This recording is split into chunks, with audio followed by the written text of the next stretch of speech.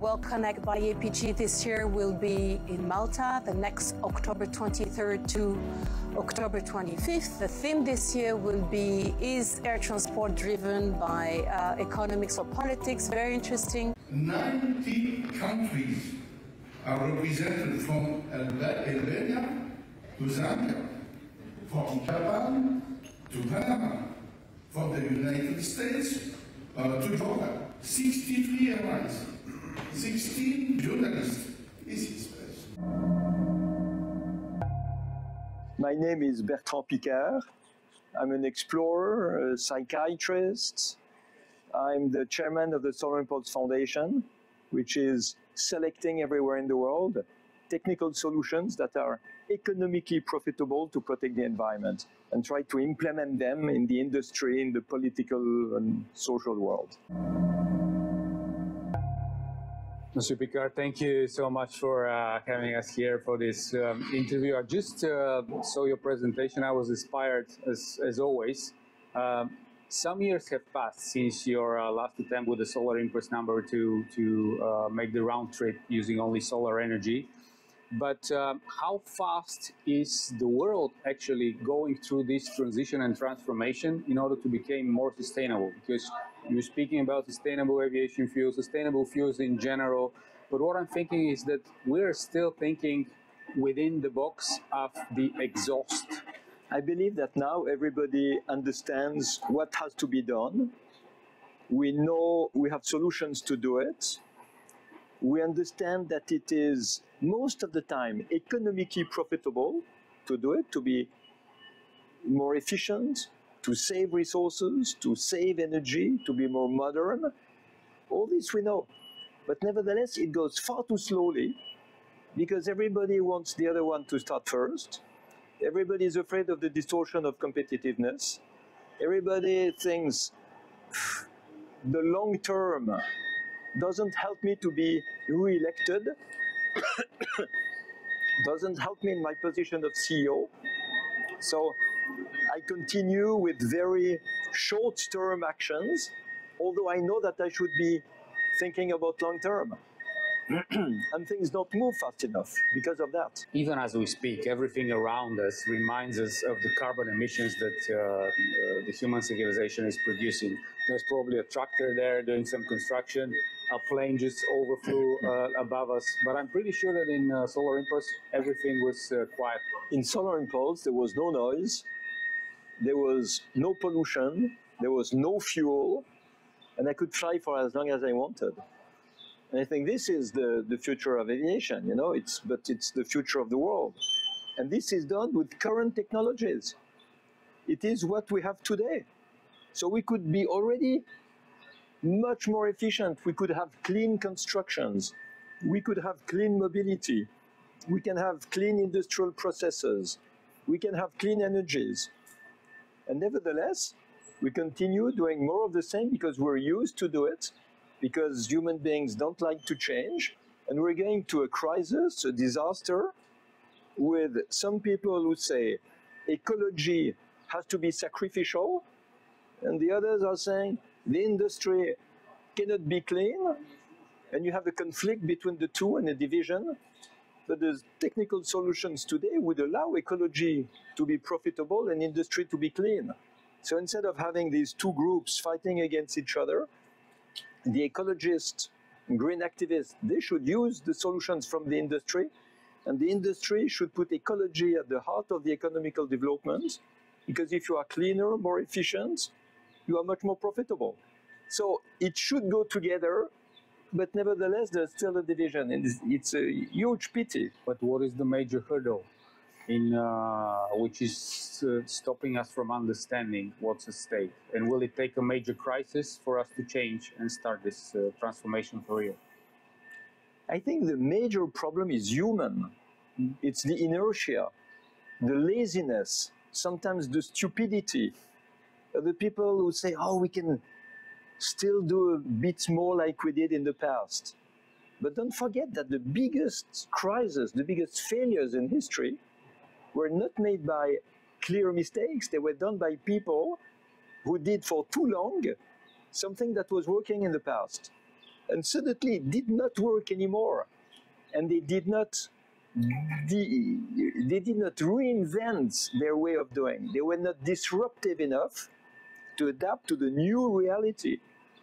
And today the new reality is the fact that we will survive on this planet only if we save energy, if we have clean energy, if we stop to destroy biodiversity, if we stop the depletion of natural resources, if we stop the pollution. And all this is possible today because we have technical solutions to do it. And of course, we also have to change some of our most crazy behaviors and understand that we have to go from the quantity of production and consumption to the quality of the production and consumption. You speak always about disruption.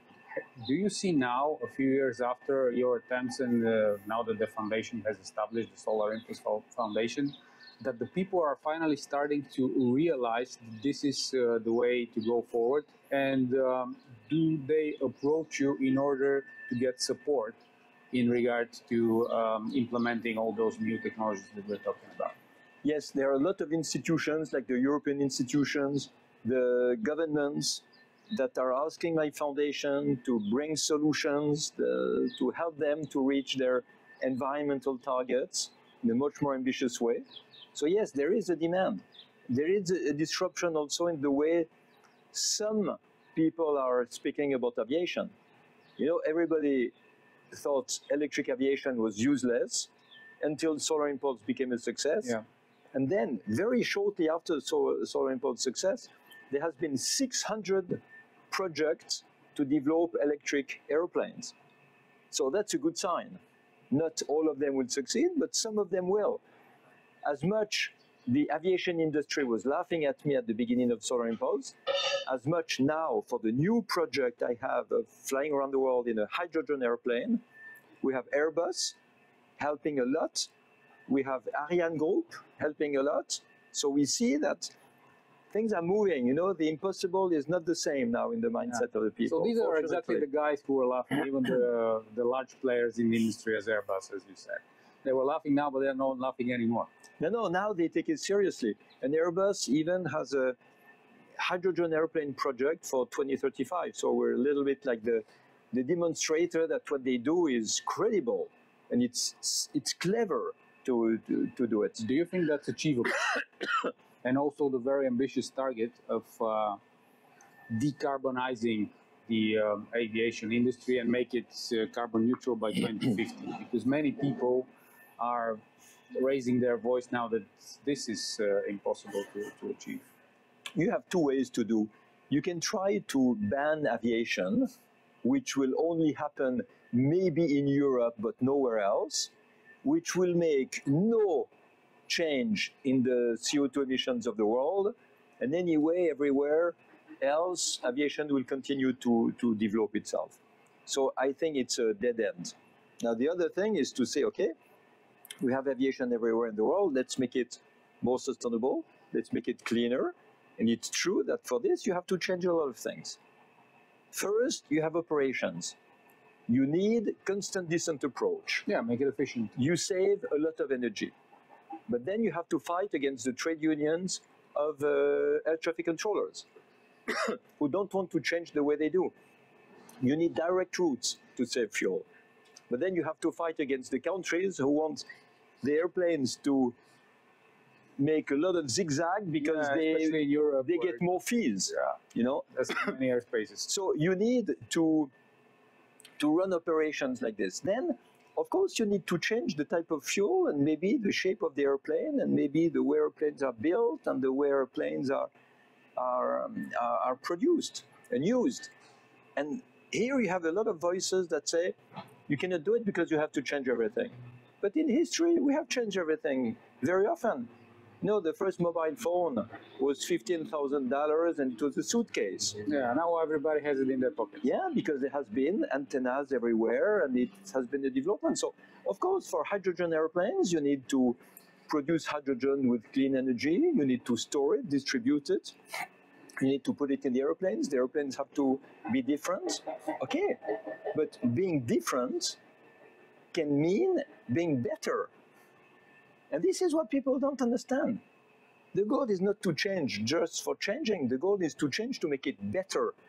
And that's why we need more pioneers and more explorers. Climate Impulse. Tell us a little bit more about it. Yes, Climate Impulse is my project now to fly around the world non-stop with zero emissions. That makes the ultimate flight. You know, you cannot do better than a flight around the world with zero emission and non-stop. There will be 2 people on board, my partner, Rafael Dinelli, who is building the plane, and me, who is running the project. And what we really want to show is that it is scalable.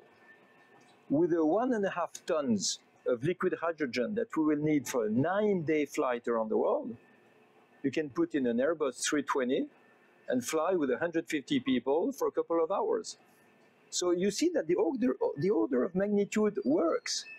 It's not just a dream, an idealistic dream.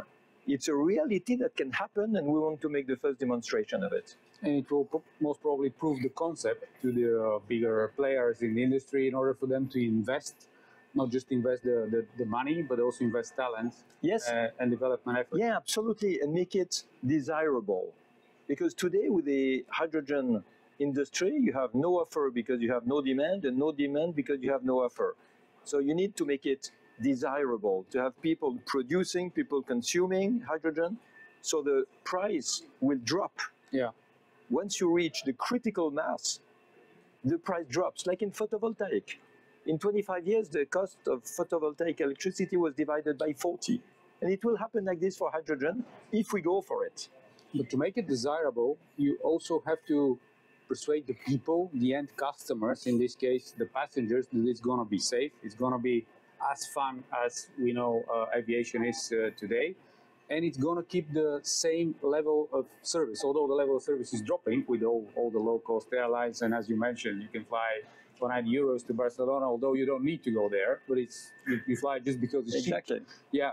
But at the same time, if we also raise the level of service and show the end customer, the passenger, that it's going to take a new journey for them and a totally new experience, maybe they will pressure as well the industry to start and producing and make it faster in order to make that leap into new hydrogen fuel. Absolutely. You know, now, despite the fact that they fly, a lot of people are ashamed to fly. Yeah. And they are not telling so much. We take an airplane to go here and there. They prefer to stay quiet with this. Much more often, and it's much cheaper than before. Exactly. And if they fly with a hydrogen airplane, they will be proud. It's like what happened with the Concorde 50 years ago. With the Concorde, people were flying Concorde. We're telling everybody, I flew supersonic. I flew with the Concorde. That's the experience of my life. Okay, now there is no Concorde anymore. I think supersonic inside the atmosphere uses too much fuel, and I think it's over, or it should be over. But at the same time, but when you fly with hydrogen, people will be proud again. It will be the experience of their life again. I'm sorry to interrupt you, but there are 4 companies that are developing new supersonic transports for passengers at the moment. Do you think that's sustainable, and how will they manage? I think it is not sustainable. I think it is useless. I think it is not the spirit of our time. If you are really in a hurry, you make a video conference or you make a DocuSign, and you don't need to travel supersonic just to sign a document anymore. This is the past. Yeah. And these people are oriented to the past. Now, if they want to orient themselves in the future, they should make suborbital flights. That means they should make supersonic airplanes starting like a rocket with hydrogen and oxygen fuel. They start like a rocket. After 15 minutes, they reach 100 kilometers and they cut the engine. Yeah. And then they go parabolic. Yeah, it's like a ballistic flight. Yeah, ballistic flight. And then they can do Paris or London to Sydney on the other side of the world in 2 hours. Completely clean. This is disruption. Yeah. But going back to supersonic flying in the atmosphere, it's no disruption. It's just looking backward. Exactly. You're going back into the past. Completely. Back to the future, as the movie said. But also, I'll use the example from another movie with Captain Jean-Luc Picard. Probably you know him pretty well. And in a couple of centuries, we're going to beam ourselves to Australia or to any place in the world. You know, Jean-Luc Picard was inspired by the twin brother of my grandfather. That's a great Jean-Félix Picard. Yeah. And they just transformed the name a little bit because they were afraid to be sued, which is a fantasy from the US. We would have never sued them, of course. But it's my grandchild. So he's the future of my family, you know, so Picard in the future. We can rightly say that you're part of the Star Trek universe. And there are great ideas in this movie, although many of them are complete fiction, but as well, from science fiction, many things have already become reality. My final question, and it's regarding space. You're developing hydrogen, sustainable flight and everything, but at the same time, companies like SpaceX are developing the Starship, using a lot of crazy amounts of fuel in order to get a rocket into space. What is the next step, the next challenge to make space travel, which is obviously the next phase for humanity, much more sustainable than it is today? And are you thinking about implementing such technologies based on your recent and future experience? You are able now to go to space with hydrogen engines in your rockets. And if the hydrogen is produced in a clean way with electrolyzers and renewable electricity, it's quite clean. Now the question is, we want to go back to the moon where people have been walking 55 years ago. Is it really new? You know, for me, it's also going to the past. Now, if we want to do something special in space exploration, we have to go on Mars. This will be new. This will be real exploration. But redoing what people have been doing in the past, I don't know if it's really so interesting. Do you believe we need that, going to Mars? I think the spirit of exploration needs to do things that are considered to be impossible and to find solutions to do it. And personally, I think going to Mars is a fantastic exploration feat. Going back to the moon, people did it 55 years ago. There's no purpose anymore. Thank you so much. Most welcome. Намираме се в легендарното яйце на Софийския университет. Това е подземието и един, може би, бивш ресторант, защото отдавна не съм идвал тук и не си спомням вече как се развива ситуацията. Тук беше пресконференцията на администратора на американската космическа администрация НАСА, господин Нелсън, който отговаря на въпроси на български журналисти. Вие ще видите част от тях в репортажа ни. Нямаш как да го попитам обаче главния въпрос. Всъщност, какво ще се случи след президентските избори в Съединените щати, особено имайки предвид доста острата позиция на един от основните контрактори на американската космическа администрация, управителя и основател на SpaceX Илон Мъск, който очевидно подкрепя едната от страните в тази президентска надпревара. Но не това е толкова важно, а по-скоро участието на България в евентуални бъдещи космически мисии, под каква форма може да бъде то. Твърде вероятно то ще се изразява под формата на индустриално сътрудничество от страна на български компании, работещи в тази сфера. Една от тях беше спомената, това е Ендоросат, производителя на микро- и наносателити за космическата индустрия, т.е. бъдещи партньорства между тази частна българска компания и НАСА могат да се осъществят.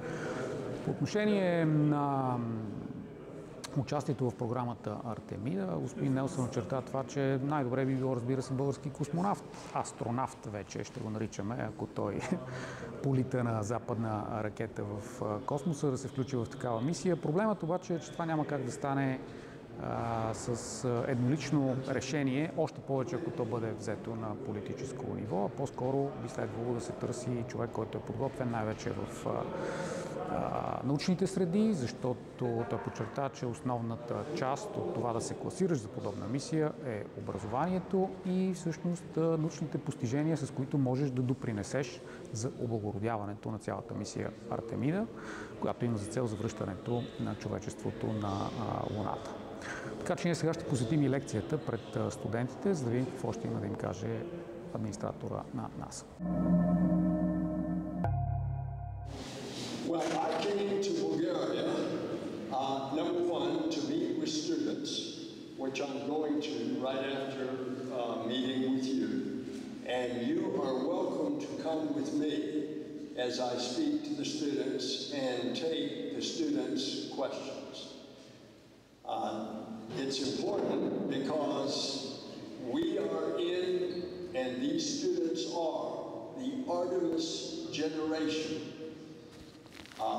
50 years ago, it was the Apollo generation when we went to the moon for the first time.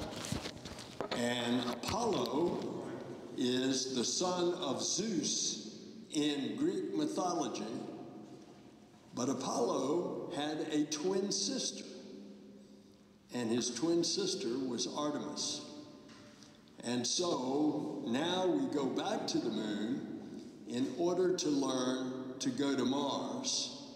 And so it is the Artemis program and the students that will benefit so much from this new technology and new knowledge as we go back to the moon to learn in order to be able to go all the way to Mars with humans.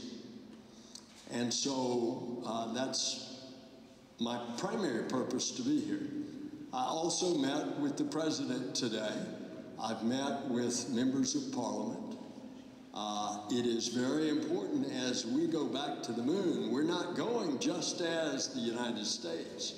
We're going with international partners, and we're going with commercial partners. And so, for example, when we first land on the moon in 2 years, we will go into lunar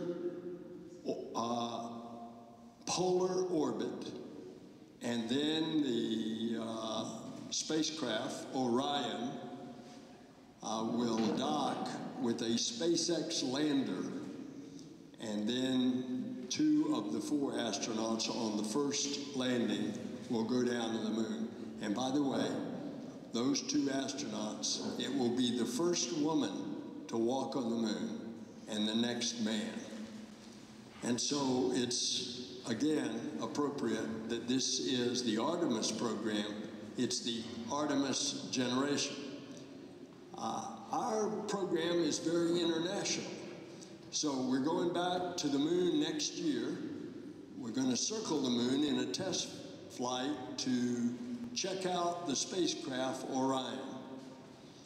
And in this particular case, Orion, the space capsule, is going to be the preliminary first human test around the moon. Then that's in preparation for the next one, the third Artemis. We've already sent one, and it was no crew to check out the systems, the rocket, and the spacecraft. So the third one will be the one in which we will dock, rendezvous and dock with a SpaceX lander. And that's when we will be back on the surface of the moon after a half a century in the Artemis program.